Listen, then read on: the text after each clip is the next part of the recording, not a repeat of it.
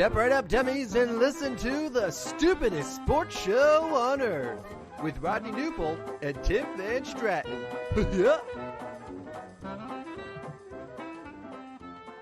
Well, howdy, everyone. Welcome to the stupidest sports show on earth. The stupidest. If you were looking for just a regular stupid sports show, too bad, because you found the stupidest one. Episode 3 is in fact here. I am Tim Air Jordan Van Stratton, another one of my many nicknames. Alongside me is Rodney Newpol. You can follow him at Newpol Rodney. We are a little bit late for the live stream audience, for the podcast audience. Doesn't really matter too much, but Rodney, how are you on this fine Tuesday evening? How are you feeling? I'm good, man.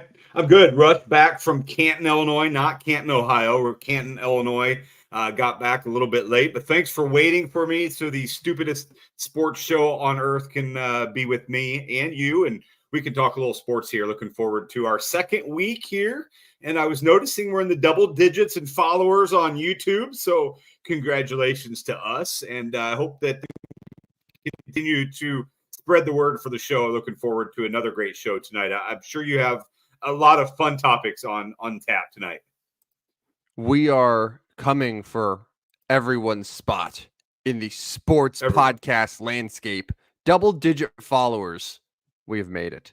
But yes, I'm just glad that we survived a college football weekend, the first, and now we go right to our first NFL weekend. So obviously, there's a reason that we started this podcast at this exact time, because this is like the time to talk sports with college, with NFL football, sprinkle in a little baseball, even though honestly, it makes both of us kind of sad at this point, heading into the final month. Real quick, before we start off with some college football, reminder that you could follow us at Stupid Sports Show on Twitter. We refuse to call it X. We refuse to bow to Elon Musk, that tyrant. Stupid Sports Show with no W at the end on Twitter. But there is a W on YouTube. There is a W on Instagram. Just not Twitter. Just keep that in mind. Not confusing or anything. Not confusing. Not confusing at all. Poor branding, but that's okay. We make it work. All right. We move to college football week 1. I'm trying to think if there were many wow moments. Honestly, the USC LSU game was great on Sunday night. That was a fun one. And yes. USC making Brian Kelly just go into a rant during the post game. That was always exciting to see him sort of fail there. Besides that, I mean, Miami housed Florida. Yep. Notre Dame looked pretty good against A&M. They got a touchdown late to win that one. And we're gonna cover our bets here. And Georgia Clemson, which a lot of people thought was the best game. And you were right on the money with that one, by the way. Why don't we just start there? Georgia is equal parts dominant, clearly the best team in the nation, and Clemson, as you said, in our first edition of Gas or Ass at this time last week, they were ass, plain and simple. So give me your thoughts on that Georgia game. I know you watched it. Yeah, and they are still ass. The Clemson Tigers are still ass. They're not good. They're not going to be good. And let's just throw the whole Atlantic Coast Conference into the Atlantic Coast and just say we're going to go to so you got 12 teams in this year. You're going to get one from that garbage conference that Stanford's in. So Florida State's 0-2, Clemson's 0-1. North Carolina State did not play well. The Tar Heels, I guess they picked up a win over Minnesota, but it's Minnesota. Like, who cares? So, Clemson bad. They did not look good. I don't know as if they're ever going to look good this year. I will give the ACC credit on the Miami win over Florida, although I think the Gators are ass as well. How about the state of Florida so far with Florida and Florida State? Bad football going on there. 0-3 to start the year. But, Clemson Tigers, not very good. Yeah, that Florida State game that's going to be coming up is not going to be the primetime game that I think a lot of people were expecting. Maybe they could put it on like a nice Friday afternoon on one of the streaming channels or something and then stick it there because, that's bad. But like you're absolutely right. Miami looked really good, but Florida was just horrendous and like out of the game immediately. Florida State somehow a top 10 team. I think it was just out of respect from last year, but ever since they decided to go on this huge protest and bitch and moan about not getting to the playoff, they were absolutely obliterated in a bowl game to Georgia, and then they lost to Georgia Tech and now Boston College. And now Boston College could say they beat a top 10 team in the nation, even though we all know that that wasn't quite the case. But yeah, I'm with you on the ACC. My God, horrible. Yeah, horrible. not pretty football there at all. They look pretty poor, and I don't know who's going to come out of that. I guess it's going to be the Hurricanes, but 12 teams, they get one. I mean, these other big conferences are going to get two. SEC is probably going to get three. So yeah, I mean, somebody's going to have to stay to kind of take the flagship for the ACC. And like, yeah, we talked about the UNC Minnesota game. And it's like, okay, yeah, UNC won, but one, they needed the game of their life from their kicker, who was amazing. And also Minnesota happened to be the one Big Ten team that didn't win. Yeah, one out of 18 in the Big Ten. Right. But yeah, I mean, there were some others that didn't play super well. And then a lot of the teams beat some pretty ass teams as well. Eastern Illinois, Western Illinois, probably Northern Illinois, Southern Illinois. All the directional schools got beat by the Big Ten. Congratulations, Big Ten. Now you've got the test, and we'll get to these, I'm sure, of Texas and Michigan. You've got Kansas and Illinois. So we'll see how for real the Big Ten is after this week. Rodney, I didn't name this segment, but I would officially like to call it navel gazing. This is where we recap our best bets for betting. We each did 3 bets that we liked for last weekend's college football, and we're going to see how well we did. We're going to hold ourselves accountable because we are stupid, right? Some would say the stupidest, but we'd like to ideally tell people bets that win more than bets that lose. We don't want to have that guilt hanging over our heads. Your first one yesterday was Georgia -12. The line was shifting, but it was shifting toward Clemson. And I think when I got it on Saturday morning, it was like 10.5 or 11 points. Totally absurd. Free money. So yeah, and you were on that all the way. So you're 1 for 1 so far with taking Georgia against Clemson. Meanwhile, yes, go ahead. Keep going. This is one we disagreed on, pal. You loved West Virginia. And I said, listen, Penn State smoked this team last year. I don't think West Virginia is very good. And then Penn State housed them. It was what happened in the middle? It was delayed, right? Because it was like forever with multiple hours. I just kept checking back, and like the game still wasn't on. I don't. I'm assuming lightning. I mean, that's the only thing that can delay a game that long. And that's why they lost, was a lightning delay. Actually, I blame the Country Road song. I thought West Virginia. Okay, maybe not. But anyways, yeah, Penn State. I tried not to give the love to the Big Ten, but James Franklin, man, that guy is a cover machine. I should have known better. That's on me. That one's on me. No, what it is? It's because Penn State, the whole program, has this new zest for life, knowing that, hey, they can lose a game and they'll make the playoffs still because it's 12 teams. It's not like they are like, oh God, our season's over because we're playing with Ohio State and Michigan who are going to be better than us. But yeah, that game was 34-12. It was 20-6 at halftime before the delay. Penn State rolled. So I happily hit my first one there. Your number 2 was also a success, pal. Oklahoma State. You had them 9.5 against South Dakota State. This was also a line that moved a ton. I think up to like 13.5 by the time that it closed at kickoff. So you got in really, really early, but wouldn't have mattered. Oklahoma State won 44-20. So yeah, you were on there. I think Oklahoma State should be pretty good this year. Yes, Ollie Gordon is one of the best running backs in all of the country. Yes, they are going to be awfully good. They will compete for a Big 12 title. Utah's the favorite there, but Oklahoma State will compete for a Big 12 title. Keep that name in mind. Ollie Gordon, best runner. He's going to be an NFL guy next year. Oh, yeah. All right, our first L. This one hurt me, man. I was like, I liked UCLA. They spent some time in Hawaii. Hawaii had played the week before. I was like, the Bruins are going to come in. They got that new coach, blah, blah, blah. And, man, they had to sweat just to win the game. Yeah. Cover wasn't even an option. I liked UCLA 13.5 there. They ended up winning 16-13.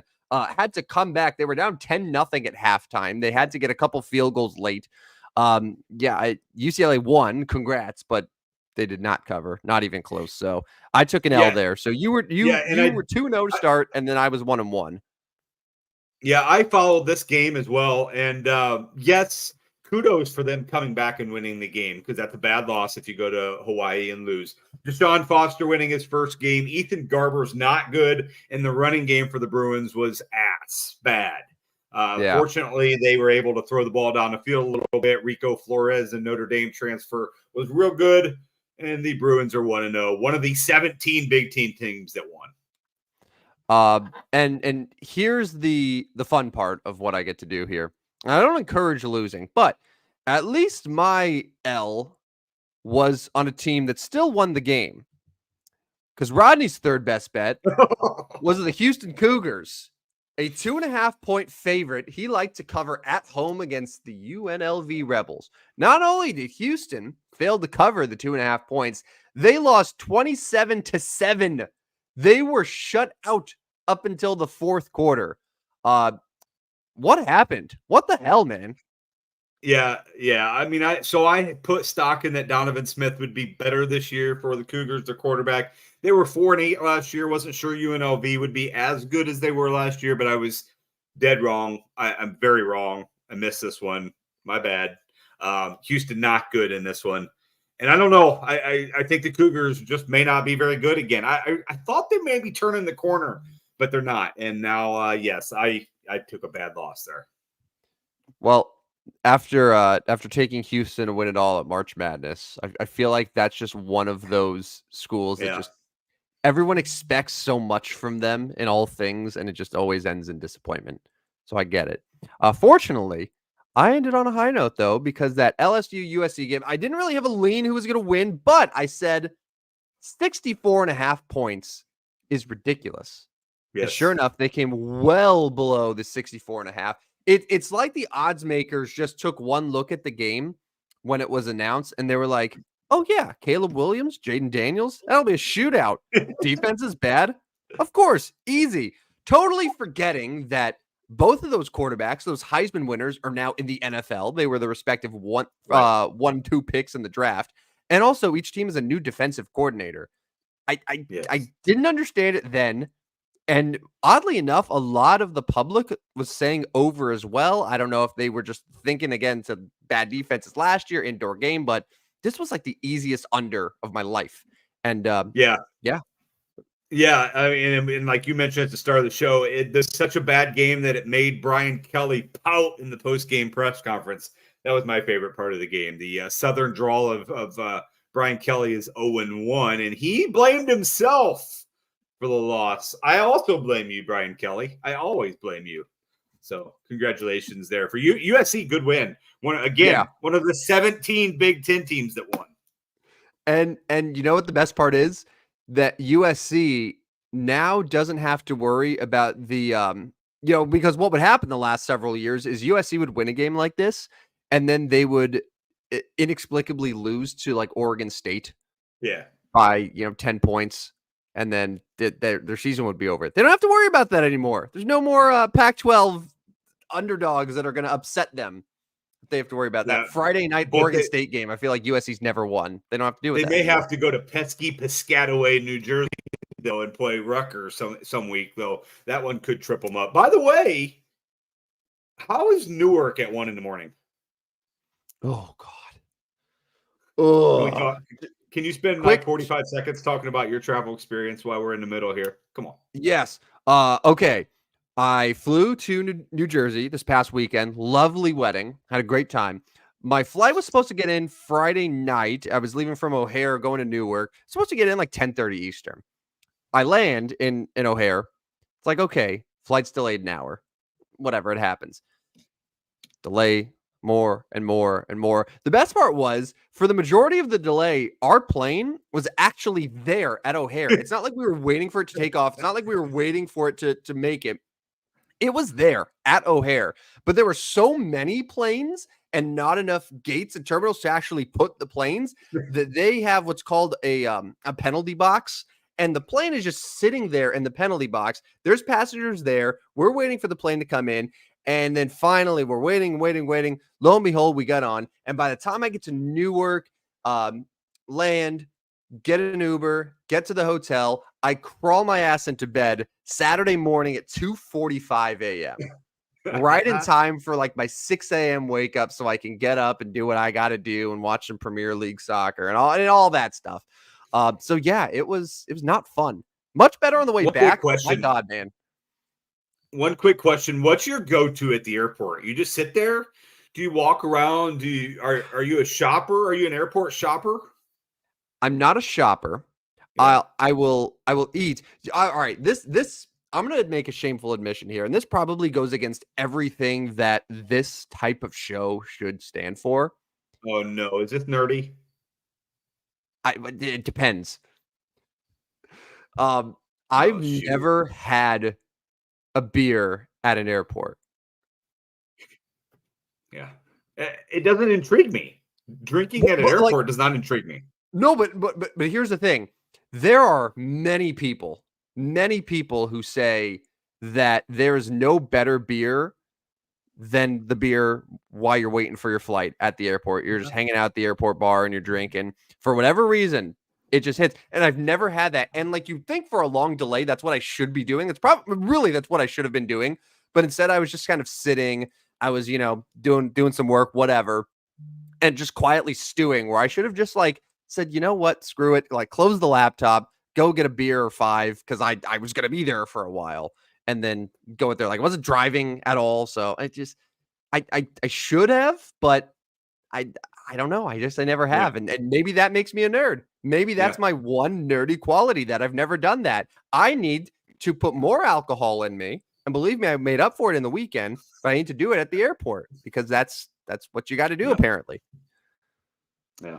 Yeah, it wasn't fun. You don't have to be too ashamed. That's not too nerdy. That's more just like, not feeling it. I get that feeling. Like, sometimes it's a time and place. You just don't want the beer. And airports, sometimes that place. I get it.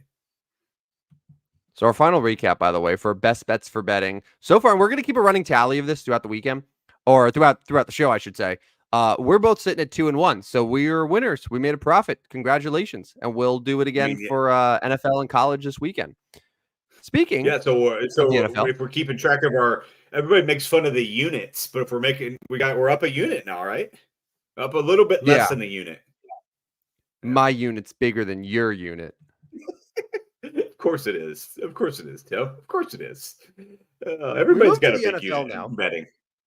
What's that? Well, I'll tell you what. Let's go to the airport.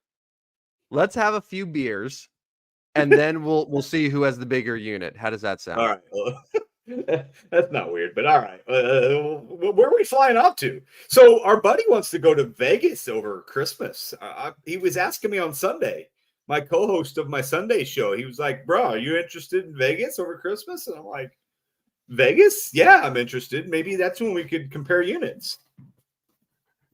Well, now I feel left out. I want to compare units with you guys. You're invited as well. We can have a whole nerd group out there. We can have the show out there. The stupidest sports show on earth, live from Vegas. Anyways, I think we're off the rails here. Where are we going next, Tim? Where are we going? We're going to Kansas City. All right. For Ravens Chiefs. The NFL season is finally here. Thank God. We've waited too long for it. By the way, I saw the NFL put out a 30-second sort of hype video for the season. Just a little bit of a montage of everything from last year. Do you know how many times they showed Taylor Swift? This is a 30-second video to promote the NFL. 3. 5. 5 times in 30 seconds? Yeah. 1 every 6 seconds, huh? Okay. Yeah. All right. So she is now the face of the NFL. I mean, I don't think anyone else, aside from probably like Mahomes and Kelsey, were in it more. Certainly no other football player or coach or entity or anything. No, it was Chiefs, Swift, and then like everyone else. It was crazy. Okay. It's crazy. Yeah, they went all in, and that's gonna obviously turn the non-wokes off. But yeah, that's gonna be interesting to see how many times we can see her. So do we know her concert schedule? Is she gonna be at Arrowhead on Thursday? Oh, I don't want to discuss the concert schedule yet. I'm not ready for that. I would assume she's going to be there. I mean, we'll find out. Find out. Yeah. Oh, yeah. Yeah. We will find out. We will find out very soon. Like, so what is it? They come on at 7:00. I mean, she's going to be on by 6:00 in the pregame, right? I mean, that's about a given. Yeah, they'll probably show her like walking in through the tunnel. You know how they show like, Mahomes got the sunglasses. They'll do the same thing with Taylor Swift. Ugh, I'm not looking for that. All right, can I ask you By something the real way, quick? hold on one second. Oh, yeah. That Dylan cat from Nebraska, I put it on our Twitter. Mm-hmm. The quarterback at Nebraska Yeah. is probably Mahomes' child, right? Like, it's got to be his child. Like, they're pretty damn similar. You got to go to our Twitter. Go to no W on the end, whatever you said.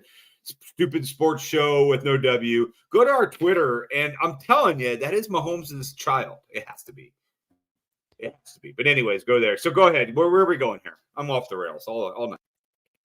So I was just going to say, before we get to the actual Ravens Chiefs discussion, are you at the point where you're ready to root against the Chiefs? And I say that so let me just let me preface this for a second. So, like the Patriots, they had their dynasty. And if you go all the way back 20 plus years, like that first Brady Super Bowl, it was like the Patriots were the underdogs stuff. And even like when they won their second and third Super Bowl, they had 3 and 4 years at that point. Like it didn't feel like they were hated. And then, once they got to they're on the cusp of the undefeated season, they had Spygate, they had Deflategate, like all of these things. And that was sort of the turning point to where they started to become hated. And then, they were that way all the way up until Brady left. So then you have the Chiefs, like Mahomes it's still, to me, likable. I know a lot of people don't, but like he's likable to me. Travis Kelce, super likable, kind of similar to Gronk. Andy Reid certainly is a lot more likable than Belichick was. So like you have those sort of core pieces in there. But at first I was like, I don't know if I'll see myself getting tired of the Chiefs and rooting against them. And even this last Super Bowl, I was rooting for them against the 49ers. But I'm wondering if people are finally ready to be like, I am so rooting against this three-peat. I'm tired of Mahomes. I'm tired of Swift. Like, I'm tired of seeing Kelsey's face plastered at every single place. Like, I wonder if this is finally the year where we're going to see a lot of NFL fans who aren't Chiefs fans sort of turn and be like, all right, I'm ready for something new and like ready to finally root against the dynasty. Yeah, I mean, that's possible. Everybody has their haters as far as they get jealous of winning. I mean, 3 championships here in the modern years. But I mean, I guess the only dislikable one would be Harrison Butker. That too. Like add that in. Plus like Rashee Rice getting arrested for everything this offseason. Like all these different things. They had all their arrests. There's a lot of different things. And the 3 people that are tying them together and keeping them likable is like Mahomes, who, by the way, has like sort of a wife and brother who people kind of hate a lot. Kelsey, and then Andy Reid. Yeah. It'll be interesting to see the reaction they get this year. And also, I mean, how many years, like they're not done and they're not, but like, when is their gap going to be over? Like, when is this run? I mean, let's be honest, like everybody in the NFL, they're injury away. I mean, Mahomes goes down, they're done. I don't even know who their backup. Who is their backup right now? Didn't we mention that last week? Chiefs had the new backup, right? They do have a new backup. Hold on. I'm going to tell you.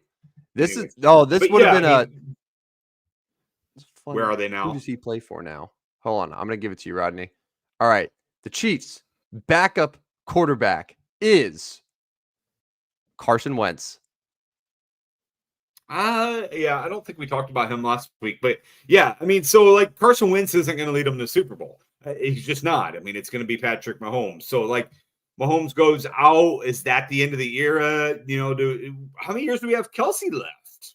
Right? Or I mean, is he going to be like his brother, where like all of a sudden he's like, okay, I'm kind of tired of this. I'm getting old. I'm done. There's a lot of intriguing questions when you talk to Kansas City Chiefs. But I like your question. When are they going to be hated this year? I'm not going to hate them. I like what the Chiefs do. I like greatness. And I want them to challenge the dynasty of the Patriots, and a fourth championship would start getting there. Yeah. I think I'm still in favor of them, and a lot of it has to do with because I would like to see Patrick Mahomes, as great as he is, make a run at just like, let's see how many titles this guy can win and challenge Brady, because like just in terms of pure skill and talent, like Patrick Mahomes is better than Tom Brady ever was, like just in terms of just ability, but Brady had just certain qualities and intangibles and things like that just when you combine it with his talent, his work ethic, like I mean, the guy won 7 Super Bowls not by accident. So, but I'd like to see Mahomes challenge him. I kind of agree there. As far as now Thursday, I all right, I'm just gonna tell you right now, and I'm curious to hear like what sort of your gut reaction is. I kind of think the Ravens win this game outright. They're a 3-point dog at Kansas City. The Chiefs, historically under Andy Reid, are very good in season openers, but they also, lost last year at home to a Lions team that ended up going to the NFC Championship game. That was very close to playing them in the Super Bowl. So, like, a good opponent. And the Ravens certainly, I think, are in that same level of skill. There's not really any injury stuff. I think maybe Hollywood Brown's sort of the only guy that's questionable right now of note for Kansas City, but Baltimore's got a clean bill of health.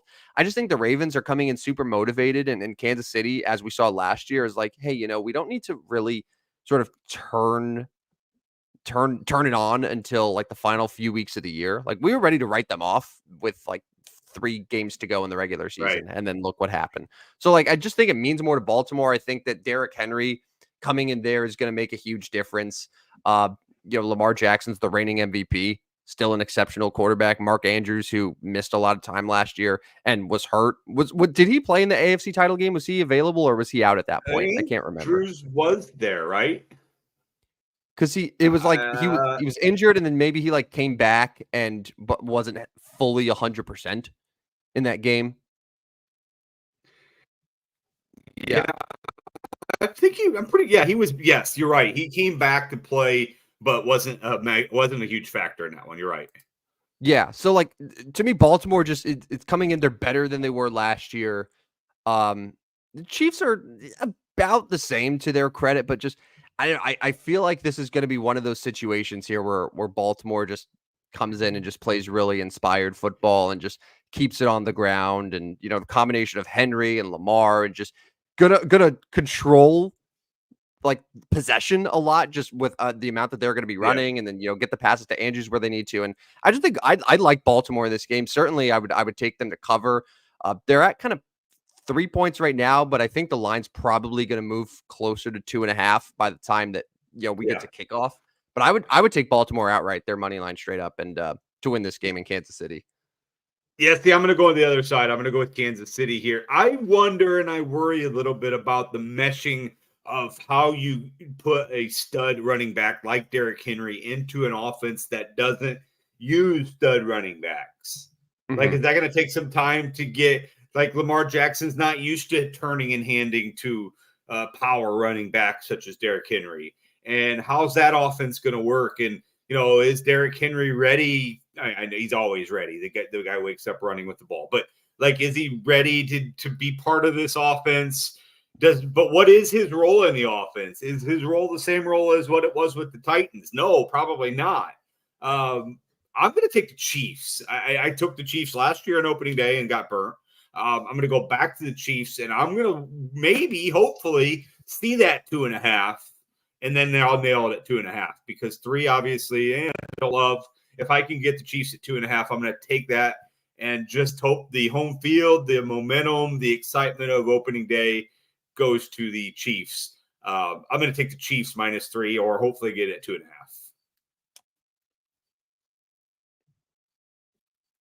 And the swiftness too. You forgot to mention that. That's important. Swiftness, yes. I see somebody in our comments mentioning Chris Jones. Chris Jones, a big factor. Last year was in and out of the lineup there early in the year. So I do like the Chiefs in this one.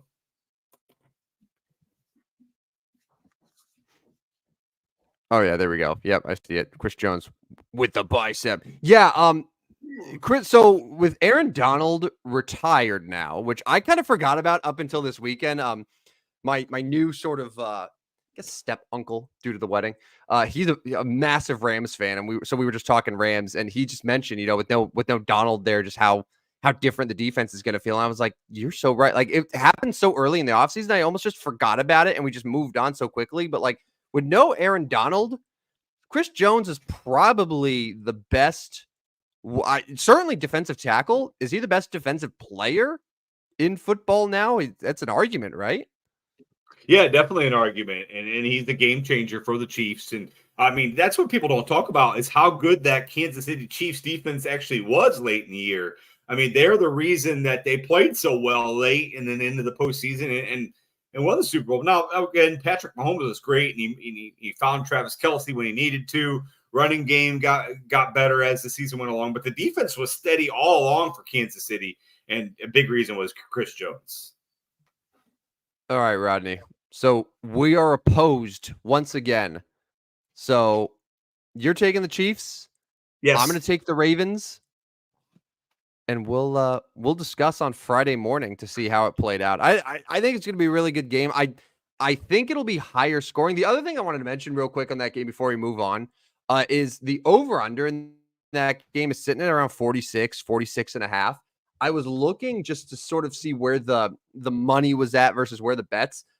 Right now, I'm on Sports Betting Dime right now. So Kansas City and Baltimore, 83% of the bet percentage. So just the percentage of actual bets coming in are on the under 46 and a half points. Because I think a lot of people are just looking at the score last year, which was what, 17-10. It was super low scoring. However, 55% of the money is on the over. Okay, yeah, but who in their right mind wants to bet a primetime under to start the year? Like, how boring can you be to bet an under on the first game of the NFL? Like, you want a shootout. You want 34-31. You want Mahomes and Jackson to be the MVPs from the start. Mahomes to Kelce to end the game, or Jackson to Andrews to end the game. Don't be boring and bet unders in the primetime opener. I mean, if you're going to bet the total, you got to go over. You got to go over. This is the show. We do not allow nerds on this show. If you are betting an under, you are a complete nerd. Do not bet the under on Thursday night. I don't care what the logic tells you. I don't care what the numbers of last year are. Do not bet the under on Thursday night. It is going over. I'll take the over Thursday night. Go Chiefs, go Ravens. Does that apply to college too? I literally talked about how obvious the under was for that USC LSU game. 64.5 points wasn't even close to hitting. The first prime time was Thursday, and then Friday, and then Saturday. You got a game. You got day 4 there. I give you an excuse. It would have been like betting the North Carolina Minnesota under, which I'm sure went under. But don't pay attention. Like, don't worry about my logic. My logic makes sense. The logic of being a nerd, if you take the under, do not. I'm trying to tell you right now. We can come back to this on Friday. Do not take the under on Thursday night. If you do, you are a nerd. You are not allowed on this show. Take the over. Chiefs, Ravens, 40, whatever. It's getting in the 50s. We'll take the Chiefs, Ravens over. I do agree that it is going to go over, by the way, for what it's worth. And just look ahead to that Green Bay Philadelphia game, the one in Brazil on Friday, where neither team can wear green. So of course they scheduled the two green teams there. 78% of the bets and 62% of the money are both on the over. It's like 48.5. So just a couple points more, but I think that one will go over too. Yeah, so I'm a little bit. I'm not going to go there on this one because I always get a little bit concerned when you go overseas, over country, wherever you're going. That just going down, just straight down. Yeah. So the playing conditions might be different. The field turf could be different. I get it. It's probably not. It's the NFL. It's a $1 zillion corporation. They should have this figured out, but it is still the NFL, and they may not have it figured out.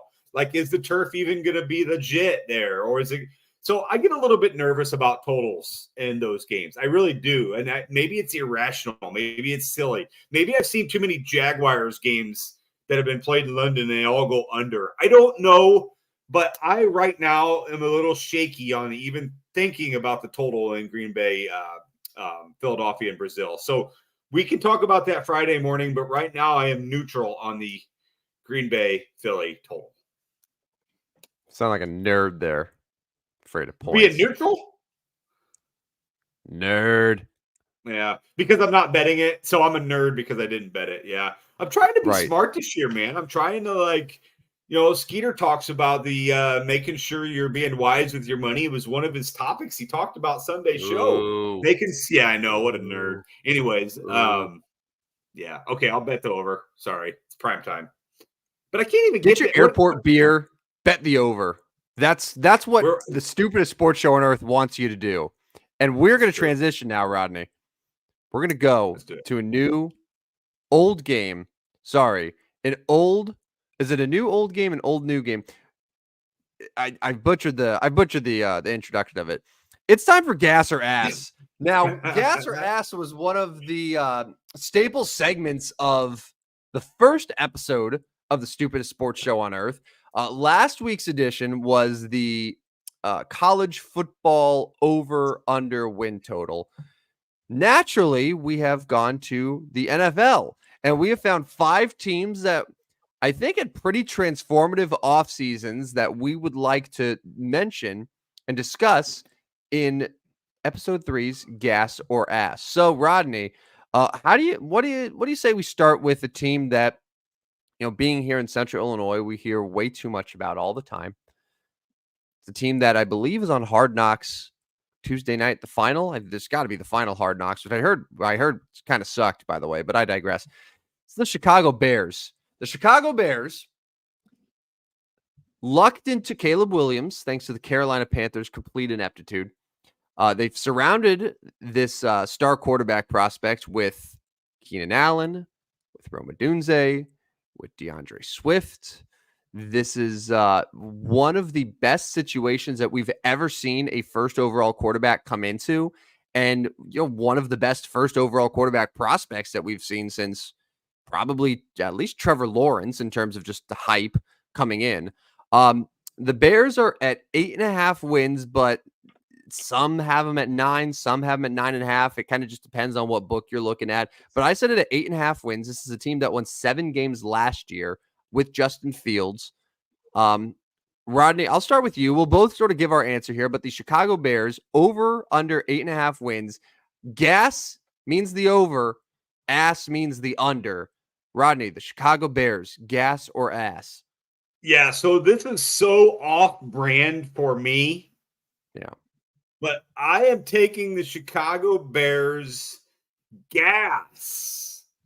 You're looking at a Chicago Bears 2024 season ticket holder, Tim. Season ticket holder. I'm going to go to 0 games this year. But you clowns that are Bears fans out there are going to pay me for my tickets. Pretty simple. I am going to take the over on the Chicago Bears. I am buying into Caleb Williams. I am buying into DeAndre Swift, Rome Odunze, Keenan Allen in his 40s or whatever he is. People forget DJ Moore is still there, and a pretty elite receiver. Cole Kmet was fantastic for them last year, late in the year. Gerald Everett is the backup tight end. I know Gerald Everett is but still a legit tight end. Their defense got better. I'm going to go over. They better win early. Their schedule in the first 8 games is very favorable. You can go like 6-2 during that span, maybe even 5-3, and still get to your over. You really need to win a bunch of games. I'm going to go back to you need to be 6-2 or better after those first 8 games. I'm going to go gas for Chicago Bears. 8.5 wins. At that number, I will also say gas. Now, we're talking about the offense, and you briefly mentioned the defense, but yeah, they got Kevin Baird, who is a good safety from Philly. But remember last season where they got Montez Sweat? This was a team who wasn't going to go to the playoffs at this point, but they got Montez Sweat sort of as the long-term play. They got him locked up to an extension. So they got a good pass rusher that they didn't have for a full year last year. They got a couple good middle linebackers. The offensive line, there's 2 things that worry me about the Bears, and I think they worry everyone. One, the offensive line, I think is at best okay. Like at absolute best, it's okay. It's fine. And the good news is Caleb Williams sort of thrives in improvisation, making things happen in case a play breaks down. It works. Unlike Justin Fields, who just first read isn't there, he just runs and then gets hurt or fumbles. But if the offensive line can be difficult, we'll see. But and then the second thing was Matt Eberflus. Matt Eberflus just isn't a good coach.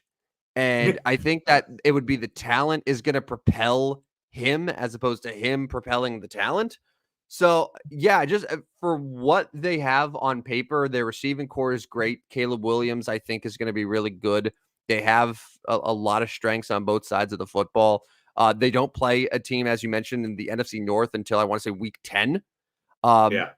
Yeah, I think the Bears are going to be in a position where they win 9-10 games this year. I don't know if that's good enough to win a division, but certainly get into playoff contention, absolutely. So as much as it pains me, because I do revel in seeing the Bears just generally be inept, yeah, I'm going to take gas on them as well. So we're in agreement. I will. Gas for the Chicago Bears. I will miss the Justin Fields late game fumble from the Chicago Bears. I was almost a given in any live betting situation. What will this possession result in? Turnover. Bang. Justin Fields turn it over, gets hit, fumbles it, throws a duck. Anyways, we'll go gas for sure. Did he have a game-winning drive or game-tying drive, or was it just turnover? I felt like every single time it was a one-possession game and they had the ball, he turned it over every single time in 3 years. That's going to go really well for Mike Tomlin. He's really going to love that. Oh yeah. All right, let's move on to a team that I know you have loved. It's been confounding how much that you've loved this team for the last several years. The LA Chargers have been a staple Rodney Newpel Super Bowl pick for like 5 years running. Before they entirely collapsed last year, it was one of the most spectacular. What they give up to the Raiders in that one Thursday night game, like 66 points. Brandon Staley, that was the last time we ever saw him, probably for the best on an NFL sideline. But now things are different because Jim Harbaugh has returned to the NFL. And I think the team is going to take the Harbaugh sort of culture very quickly. He turns around teams very fast. There's a lot of different players now, especially on offense. You look at Justin Herbert and like, he's there, but Eckler's gone, Keenan Allen's gone, Mike Williams is gone, and it's, Lad McConkey and J.K. Dobbins and Gus Edwards, and it's very different. But I was surprised to see the over-under for the Chargers is sitting at 8.5, the same as the Chicago Bears in some places. Rodney, the resident Chargers lover, with Jim Harbaugh and company, are you taking gas or ass on the second LA team? I am taking complete ass on the Los Angeles Chargers, not buying in the Jim Harbaugh yet this year. They will get better. At least the Brandon Staley stink will be off them, but they still aren't going to be very good this year. 8.5 wins seems like a lot for them. Although the AFC West, not real strong outside of Kansas City. The Raiders, the Broncos, neither team, I don't know as if they're going to be real good as well. But yes, I think this is the first time since the days of Junior Seau playing that I haven't picked the Chargers to go to the Super Bowl. And by the way, did you see the news story where Junior Seau, which rest in peace, by the way, that Junior Seau's nephew was charged with murder? He was. No. Wow. Junior what a Seau's turn. Nephew. Yeah. Yeah. And this is like legit. This isn't like the Janoris Jenkins, me breaking the news on radio of murder days. Anyways, we probably shouldn't go there, should we? That was not our best moment or my best moment. But anyways, I'm gonna go ass for the Los Angeles Chargers. Man, that was a hell of a way to do gas or ass there. Just murder. Holy shit, dude. God, what am I supposed to do with that? What do you want me to do with that, man? Come I on. can't do these late night shows. I can't do these late night shows. I'm all over the place here. I haven't had caffeine in like 4 hours. I don't know what I'm talking about. I'll go, but he did. Micah Sayal was charged with murder. Oh my God. Well, you reminded me about the Janoris Jenkins thing too. That was hilarious. Where, yeah, what did you recklessly speculate that he murdered someone live on radio? Is that what happened? Yeah, it is. It is. I don't. Okay, let's move on. Yeah, I did live on radio too. It was streaming all over the country too. That's my bad. God. I'm gonna take ass on the Chargers, and not because I don't believe in Jim Harbaugh. It's more so that 8.5 wins is just a lot for a team that just had a ton of turnover. That their receiving group right now is Josh Palmer, DJ Chark, and Lad McConkey. Like, the defense, there's a lot of turnover. Yeah. Khalil Mack's old. That's a really high number. I'm gonna go ass on them. So we're in agreement on Bears and Chargers right now. Let's move. Let's get away from murder and let's go to the Atlanta Falcons. Now the Falcons have a brand new quarterback. Is it fair to say that the Falcons have maybe the Bears, depending on how Caleb Williams does, but I feel like the Falcons to go from Desmond Ridder and Taylor Heineke to Kirk Cousins is the biggest year-over-year quarterback upgrade of any team in the NFL this year. But the Falcons are clearing away the division favorite in the NFC South. They have Kirk Cousins. I think he's going to do wonders for Drake London. I think people are finally expecting something from Kyle Pitts. I wait to see on that. I know the fantasy nerds might disagree with me. Bijan Robinson, when he actually was on the field last year, looked pretty good. Oh yeah, and Arthur Smith's gone. That's the other thing. So they got a new coach, they got a new quarterback, just new vibes in Atlanta. Their over-unders at 9.5 wins. I'm curious how you feel about this team because I have some thoughts. I will take gas on the Atlanta Falcons, mostly because I don't have any faith in Carolina, New Orleans, or really Tampa Bay to be very good. And they've got to beat somebody. And so I was talking to a buddy today, and we were talking, it was fantasy talk. But I think Bijan Robinson could be the guy that wins your league for you. I think he could be that guy. We said that last year, though, as a rookie, and Artie didn't give him the ball. And so, that was a different story. But Bijan Robinson is a game changer, a game breaker. If they're smart, they give him the ball. When he doesn't get the ball, Kirk throws it to these dudes. Yes, I'm going to go over 9.5. I'm going to go gas on the Atlanta Falcons to win 10 games and also win the NFC South. I hate to say it, but we're agreeing again.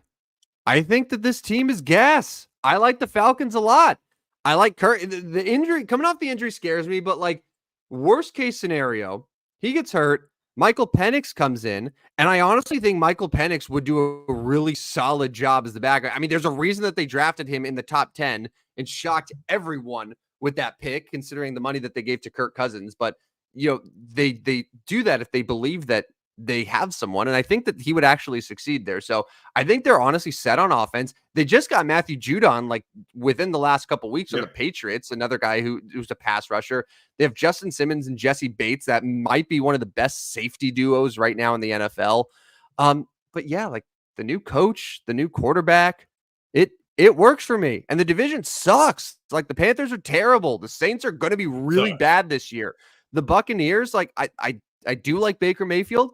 I like some of what the Bucs are doing, but also like the Bucs just lost their offensive coordinator who just got a lot of, who unlocked something with Baker Mayfield in the first place. So yeah, I think the Falcons by default are going to be really good. I wouldn't be surprised if this team is like 5-1 in division games this year and then ends up winning 10 games. So yeah, I'm all gas on the Falcons. I hope they do well too. I would love to see them sort of enter that like NFC contender mix. The next team, we're 3 for 3. I know, it scares me. The Washington Commanders. Now, this team is someone that had it scares me because the Commanders are a team that, at least in my lifetime, I've just always associated with ass. Truly. I mean, their stadium Literally, their stadium has like sewage toilet water that falls on its fans. Like everything about Washington reeks of ass, right? But I gotta say, like their GM Adam Peters has done a really nice job constructing this roster. Dan Quinn, the former defensive coordinator from the Cowboys, is now the head coach in Washington. Jaden Daniels is their new franchise quarterback. Took him second overall, the reigning Heisman winner from LSU. I mean, I'd love to know where your head's at here because I wouldn't be surprised if Washington does play better than people think. But then again, Washington consistently ass, just always. So are the Commanders gas or ass here with the over-under of 6.5 wins? Yeah, so the worst defense in all of the National Football League last year. Just absolutely horrendous defensively. I don't know as if they're going to be much better defensively. I don't know as if they're going to have a quarterback that they can trust. I am going ass on the Redskin Commanders. I will take like 6 wins for the Commanders and I'll take the under here. So I'm going to go ass. And I'm not sure about this one. This is probably my least favorite of the 4 so far, but that's where I'm at right now with the Commanders. Off the top of your head, in a rapid fire version of, he plays for that team now? Huh. Who's the backup quarterback for Washington? Oh, Lord, I have no idea. I don't have any idea. I need Skeeter here. It is Marcus Mariota. So if something happens to Jaden Daniels, Mariota would come in. Here's another good one. Who's the starting tight end for the Washington Commanders? It is no longer Logan Thomas or Chris Cooley. Is it Aaron Hernandez? It is. Get off the murder thing, man. Get off of it. It's not Aaron Hernandez. Tim Tebow? It's Zach Ertz. Zach Ertz. Yeah, 46 years old tomorrow. Yeah. And Austin Eckler is splitting running back duties, presumably with Brian Robinson. So, like I said, like it's a weird mix. Damn it. I think I'm going to take ass again. I'm going to agree with you. I hate that. But yeah, Jaden Daniels, I think, is going to have moments where he looks great, but he takes a lot of hits. Like he took a lot of hits at LSU. And I worry that we might be, and like, I don't wish this on him because I like him. And despite being a Giants fan, like I don't wish ill will on Washington because like they've been asked like my whole existence. But like, I just worry about the full season availability of Jaden Daniels. Like you look at Anthony Richardson last year, and Anthony Richardson is like 60 pounds on Jaden Daniels. Like Anthony Richardson just kept getting hit and hit and hit. And like, this is basically his whole year. Like I think Washington is definitely moving in the right direction, but I think like 6 wins is a lot more realistic than like 7 or 8 wins. So yeah, I'm gonna go ass on the Commanders. I'm with you. And finally, we go to the New York Football Jets. I mean, it's Aaron Rodgers at 40 years old. Can he come back from his torn Achilles that maybe wasn't actually a torn Achilles that he healed with voodoo magic and God knows what else? Let me put it to you as best as I can, Rodney. And you already sort of gave an indication of where you're at with this team. If the New York Jets roster, their 53-man roster, wore any other uniform, like if you put that exact roster just in like Indianapolis Colts attire, I think everyone would be considering them as a Super Bowl contender. But it's the Jets. Like, I don't know how else to put it. It's the Jets. It's kind of how I feel with Washington here. It's kind of how I felt with Chicago the last few years, where I'm like, well, we'll see if Caleb Williams actually is great because they've never had a good quarterback in Chicago. But the Jets over-under is 9.5 wins. Rodney, our final version of gas or ass for today. Are you taking gas or ass on the New York Jets? Oh, I'm 100% taking ass on this one. I'm not going to buy into the fact that they could put that roster on someone. You still have Aaron Rodgers, and Aaron Rodgers hasn't done anything. And even even before Aaron Rodgers came to the Jets, it was a fading Aaron Rodgers anyway. It wasn't the same Aaron Rodgers as the dominant prime Aaron Rodgers with the Packers. No, I'm not buying. I'm not buying the Jets. They're not going to win 9.5 games. They can't play the Patriots 10 times this year. They won't beat the Dolphins. They won't beat the Bills. So I'm not going 9.5. Or I'm not going over 9.5. I will definitely take the under, and I think they're going to be somewhere around 5, 6, 7 wins again. I don't think the Jets are any good. I will take ass. They are under, and I love this is my favorite of the 5. To be quite honest with you, not 10 wins for the Jets ain't happening. No way. I have good news for you, Rodney. We You're finally different. disagree. Yeah, you're wrong. I am all in on the Jets. All in. Give me the gas. Give me the gas. That's just Rodgers is playing a full year. Just because you came back from Newark, you bought. Brees Hall is going to win you a league. Hassan Reddick is eventually going to play. I think, maybe, hopefully, we'll see. They got Tyrone Smith now. He used to be good. No, but okay. In all seriousness, though, like even though their quarterback situation was just total dog shit last year, like Zach Wilson and God knows who else they were throwing behind. Like it was bad. It was horrendous. But yet they still won what? Were they 7 games last year? 7 because they were like right around where the Bears were. So like that's a 7-win team with Zach Wilson and just an actively horrendous quarterback situation. They return a lot of that roster. That's now a little bit better. Brees Hall now is a full year. Like he's back. Garrett Wilson still looks really good despite not having a bad quarterback situation. Like if he has a good quarterback, Garrett Wilson's going to be an undisputed number 1 receiver in the NFL. Like I don't think Aaron Rodgers is going to play 17 games for them. I don't. But the good news is Tyrod Taylor is a very competent backup and probably one of the best number 2 quarterbacks in the NFL. If something happens to Rodgers, Tyrod Taylor, I think, steps in and he would do better than any quarterback that they had last year. This is finally a season where I think the Jets are going to things are going to fire on all cylinders. Now, I don't think they win the division. I don't. Because I still think Miami has a lot of talent. They just need to figure out how to finish a season. And Buffalo, it just Josh Allen is arguably the next best quarterback right after Mahomes. Right. But like the Jets have enough to get to 10 wins. They do. And I think like just having a competent quarterback situation is going to do absolute wonders for them. And the fact that they were able to even get to 7 wins last year just shows how 52 of their 53 guys were really, really good, but they were just missing the most important piece. Now they have it in theory, and we'll see. But I'm going to take gas on the Jets. I like them at least 10 wins this year, and we finally disagree. Yeah, well, good luck with that one. Good luck.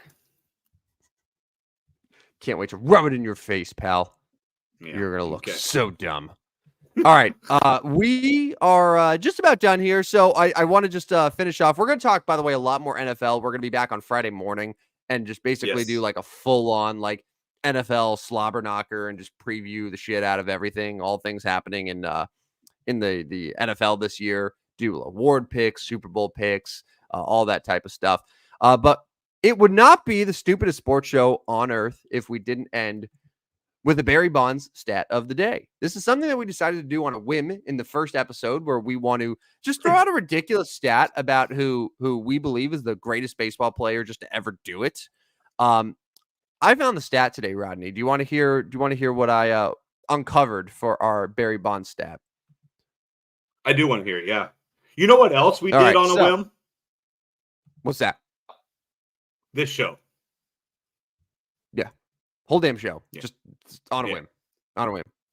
Kind of insane. Right. And you could probably tell in a lot of ways. All right. Barry Bonds. Our Barry Bonds stat. So first let me tell you this. So in 2024, the league average OPS, which is just on base percentage plus slugging percentage, The league average OPS in this season is 714. Okay, 714. Mhm. I believe the major league leader is the New York Yankees at 775 for an OPS. Just to give you an idea there. In his career against Hall of Fame pitchers, aka the greatest pitchers in the history of our sport that played during Barry Bonds' era, Barry Bonds had a career OPS of 986. Wow. You're talking about like the Roger Clemens, the Greg Maddux, Yes. Randy Johnsons. Yes. Schilling. All of those. Yep. Kurt Schilling's not in the Hall of Fame, but like John Smoltz, Tom Glavine, Greg Maddux. Yeah, you said Randy Johnson. I mean, you could probably just go down the list. We could pull a bunch here, but yeah, 986 OPS against Hall of Fame pitchers, and collectively, 30 Major League Baseball teams this season have an OPS around 714. That is like a difference of what, 270 points. It's insane. Yeah, that is insane. Yeah, I mean, the dude, we've said it every week. The dude is just outstanding. He was outstanding, and it's a shame. It's a shame that there's so much drama and negativity around him, because the stats pre and post cheating were just amazing. I've got one for Friday's show that is like I marvel at. I'm like, what the hell? That can't even be real. But yeah, he's pretty amazing. Pretty amazing. Well, keep listening to the Stupid Sports Show on Earth for more Barry Bonds stats of the day to wrap up each show. And that's going to do it. It is late. Rodney needs to go down an internet rabbit hole to look up other brothers of NFL players who committed heinous, murderous acts, since apparently that's what he wants to bring to the show today. Reminder, you can follow the Stupid Sports Show on Twitter. We are at Stupid Sports Show with no W, but the W's everywhere else. Think of it this way. That's completely Elon Musk's fault, though. Like, we know this. Think of it this way. Don't give Elon the dub, right? Elon doesn't get a dub for anything. So nothing. That's why we don't have it on his platform. That's true. That's true. Yeah. Like if we were going to, we'd be giving him the W. We're not giving him any of our W's. We are taking and keeping all of the W's. Not you, Elon. Not you. You get none. But other than that, follow us, Stupid Sports Show with a W, on Instagram, on YouTube. You can watch us live again Tuesday nights, Friday mornings. And you could also listen in case you miss any live streams. You can listen on Spotify, on Apple, iHeart, YouTube. A lot of places that you would normally get your podcasts. We will be there. You can listen to us talk really fast or really slow. You could do that now, which is very, very nice. So that's going to do it, though, for the Stupidest Sports Show on Earth, episode 3. Rodney, good luck to you. We are opposing on Ravens Chiefs, but we were very aligned with gas or ass, which is concerning in some ways. But we'll see how our predictions shake up on Friday's show. Rodney, have a good night. Remember, it's okay to be dumb, and I'll talk to you on Friday. Yeah, sounds good. Can't wait for that Thursday night game and then the college football week 2. We'll talk more about that on Friday as well. Love it. All right. Sounds good, everyone. We'll see you on Friday. This is the Stupidest Sports Show on Earth. Step right up, dummies, and listen to the Stupidest Sports Show on Earth with Rodney Newbold and Tim Van Stratton.